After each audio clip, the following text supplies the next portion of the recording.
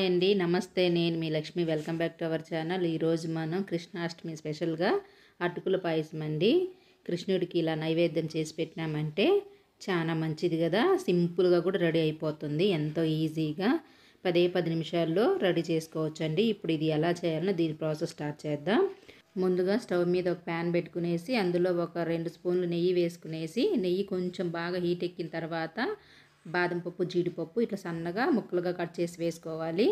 ఇది కొంచెం golden brown colour వచ్చేంత వరకు మంట మీడియంలో పెట్టుకునేసి ఇవి బాగా ఇట్లా ఫ్రై చేసుకోవాలి. మొత్తం ఇలా ఫ్రై అయిన తర్వాత మనం ఇప్పుడు స్టవ్ ఆఫ్ చేసుకునేసి ఇవన్నీ ఒక ప్లేట్లో వేసుకునేద్దాం. ఇవంతా ఒక ప్లేట్లోకి వేసుకునేసి ఇదే ప్లేట్లో మనం అటుకులు కూడా వేయించుకోవాలి. మీకు ఇంకా ద్రాక్ష ఇష్టమైతే వేసుకోండి, ఎండు ద్రాక్ష. మా ఇంట్లో ఎవరు తినరు కాబట్టి నేను వేయలేదు, కాబట్టి ద్రాక్ష కూడా వేసుకోవచ్చు. ఇప్పుడు ఇదే ప్యాన్లో ఈ కప్పు నిండా అండి, నేను ఒక చిన్న కప్పుతో చూపిస్తూ ఉన్నాను. ఆ కప్పుతో వేసుకునేసి దీన్ని కూడా మంట లో ఫ్లేమ్లో పెట్టుకొని ఇలా బాగా ఫ్రై చేసుకోవాలి. ఈ అటుకులు అనేది మనకి చేత్తో ఇట్లా నలిపితే కొంచెం నలిగేలాగా ఉండాలండి. అట్లా మనకి ఫ్రై అయితే సరిపోతుంది. ఇట్లా బాగా ఫ్రై చేసుకునేసి ఇప్పుడు మరొకసారి మనం చూద్దాం ఇది ఫ్రై అయిందా లేదా అని. ఇట్లా చేత్తో తీసుకునేసి ఒకటి ఇట్లా ఇంచినామంటే బాగా ఇరిగిపోయింది కదా. ఇప్పుడు మనకి ఫ్రై అయినట్టు. స్టవ్ ఆఫ్ చేసుకునేసి ఇవి మొత్తం ఒక ప్లేట్లో వేసుకునేద్దాం. ఇవి మొత్తం ప్లేట్లో వేసుకున్న తర్వాత ఒక గిన్నె పెట్టుకునేసి నేను ఒక 1/2 లీటర్ పాలు పోస్తూ ఉన్నాను.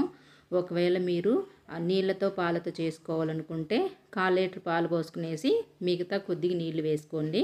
నేను అచ్చం పాలతోనే చేస్తూ ఉన్నాను కాబట్టి పాలే వేస్తూ ఉన్నాను. మొత్తం వేసుకునేసి మంట మీడియంలో పెట్టుకునేసి ఇవి కాంచాలి. మనకి ఐ ఫ్లేమ్లో పెడితే పెగ్గిపోతాయి కదా, కాబట్టి మంట కొంచెం మీడియం పెట్టుకునేసి ఇవి కాగే లోపల మనం ఇంకొక పక్క బెల్లం సిరప్ చేసుకునేద్దాం. ఏ కప్పుతో అయితే అటుకులు తీసుకున్నామో అదే కప్పుతో 3/4 కప్ అండి ఇది. ఒకవేళ మీకు స్వీట్ ఎక్కువ తినాలనుకుంటే దీన్ని ఫుల్గా వేసుకోవచ్చు. ఇప్పుడు ఇందులో కొద్దిగా నీళ్లు వేసుకునేద్దాం. ఒక 2-3 స్పూన్లు అయితే సరిపోతుంది. ఇట్లా ఇదే కప్పుతో కొద్దిగా నీళ్ళు వేసుకునేసి ఈ బెల్లాన్ని మరొక పక్క కరిగించుకునేద్దాం.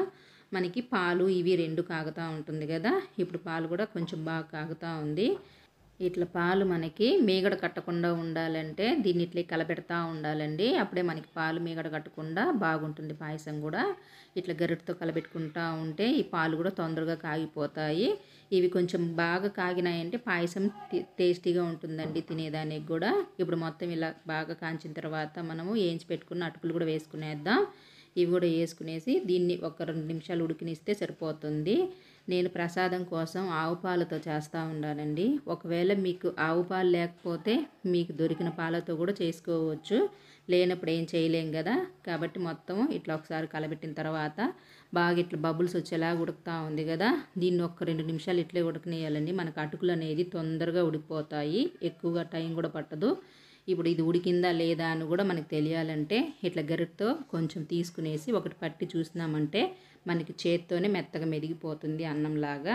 ఇప్పుడు మరొకసారి దీన్ని ఒక 2 నిమిషాలు బాగా ఇట్లే కలబెట్టుకునేస్తే మనకి ఇది ఇంకా చిక్కంగా అయిపోయి పాయసం అనేది చాలా టేస్టీగా ఉంటుందండి. ఇట్లా నేను చూపించే విధంగా చేయండి, పాయసం చాలా బాగుంటుంది మనకి తినేప్పుడు కూడా. ఇప్పుడు మొత్తం ఇట్లా బాగా అయిపోయిన తర్వాత స్టవ్ ఆఫ్ చేసుకునేసి దీన్ని పక్కకు పెట్టుకునేసి దీన్ని ఇట్లా బాగా గరిటతో కలబెట్టుకునేయాలి. గరిటతో కలబెట్టుకునేసి ఇందులో కొద్దిగా యాలకుల పొడి వేసుకునేద్దాం. మనకి బెల్లం సిరప్ అనేది వేడి మీద వేయకూడదండి, కాబట్టి గోరువెచ్చగా అయిన తర్వాత ఈ అటుకులు ఈ పాలు అప్పుడు మనం బెల్లం సిరప్ వేసుకోవాలి. లేదంటే ఇది ఇరిగిపోయి మనకి పాయసం రాదు, పాడైపోతుంది. ఇప్పుడు మొత్తం ఇట్లా కలబెట్టుకున్న తర్వాత మనం వేయించి పెట్టుకున్న బాదాము, జీడిపప్పు కూడా వేసుకునేసి మరొక 2 నిమిషాలు దీన్ని ఇట్లా బాగా కలబెట్టుకోవాలి. ఇది కొద్దిగా చల్లారిపోయింది కదా. ఇప్పుడు మనం ఇందులో బెల్లం సిరప్ వేసుకోవాలండి. బెల్లం సిరప్ అనేది పూర్తిగా చల్లారాలి, కొద్దిగా కూడా వెచ్చగా ఉండకూడదు. అప్పుడే మనకి అటుకుల పాయసం అనేది రెడీ అవుతుంది, లేకపోతే ఇది ఇరిగిపోతుందండి. ఇప్పుడు మొత్తం బాగా చల్లారిన బెల్లం సిరప్ని వేస్తూ ఉన్నాను నేను. ఇట్లా వడబోసుకుని వేస్తూ ఉన్నాను, ఏదైనా నలకలు ఉంటే వచ్చేస్తాయి కదా. మొత్తం వేసుకున్న తర్వాత దీన్ని తీసి పక్కకు పెట్టుకునేసి దీన్ని ఒకసారి బాగా కలపెట్టుకునేద్దాం. మనకి బెల్లం సిరప్ అంతా ఇందులో కలిసిపోయేలాగా ఇట్లా బాగా కలపెట్టుకునేస్తే మొత్తం బాగా కలిసిపోతుంది కదా. ఇంకొక విషయం అండి, మనకి దేవుడికి ప్రసాదాలు చేసేప్పుడు నాన్ వెజ్ చెయ్యని ఏ పాత్రలో అయినా చేసుకోవచ్చు. నాన్ వెజ్ చెయ్యనేటి అయితే చాలు, ఇంకా వేరే ఏం అవసరం లేదు. ఇట్లా మొత్తం బాగా కలబెట్టుకున్న తర్వాత మనం దీన్ని కొంచెంసేపు ఇట్నే వదిలేస్తే ఇంకొంచెం చిక్కబడుతుందండి. మీకు ఇంకా కొంచెం గట్టిగా కావాలనుకుంటే ఇంకొంచెంసేపు కూడా మీరు పాలు కాంచుకొని ఉండొచ్చు. మాకైతే ఇది కరెక్ట్గా సరిపోతుంది. ఈరోజు కృష్ణాష్టమి సందర్భంగా మా ఇంట్లో నేను చేసుకున్న అటుకుల పాయసం అండి. ఇది ఎంతో టేస్టీగా వచ్చింది. ఇప్పుడు దేవుడికి నైవేద్యంగా పెట్టి ఇంట్లో వాళ్ళు కూడా ప్రసాదంగా తినేస్తే సరిపోతుంది. ఈ వీడియో మీకు నచ్చితే లైక్ చేయండి, షేర్ చేయండి. మరిన్ని రెసిపీస్ కోసం నా ఛానల్ని సబ్స్క్రైబ్ చేసుకొని పక్కనే ఉండే బెల్ ఐకాన్ని క్లిక్ చేస్తే నేను పెట్టే వీడియో మీకు నోటిఫికేషన్ వస్తుంది. చాలా బాగా కుదిరిందండి. ఇది మీరు కూడా ఒక్కసారి ట్రై చేసి మీకు ఎట్లా వచ్చిందో కింద కామెంట్లో ఖచ్చితంగా నాకు షేర్ చేయండి.